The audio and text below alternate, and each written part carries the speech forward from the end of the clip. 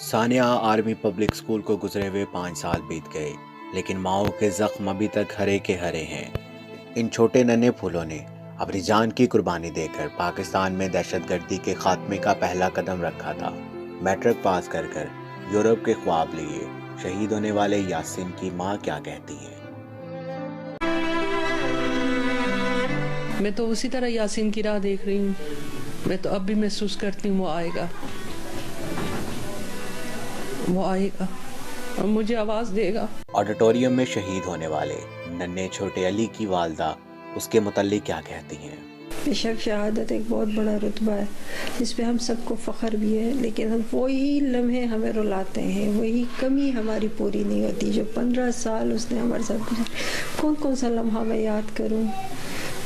اس کا وہ پیار بھرا انداز، اس کی وہ شرارتیں۔ ناظرین، ثانیہ APS کو گزرے ہوئے 5 سال بیت گئے، لیکن ماؤں کے زخم ابھی تک ہرے کے ہرے ہیں۔ ثانیہ APS میں اسٹاف اور اساتذہ سمیت 150 بچے شہید ہوئے تھے۔ آج بھی پاکستان ان بچوں کے غم میں رو رہا ہے۔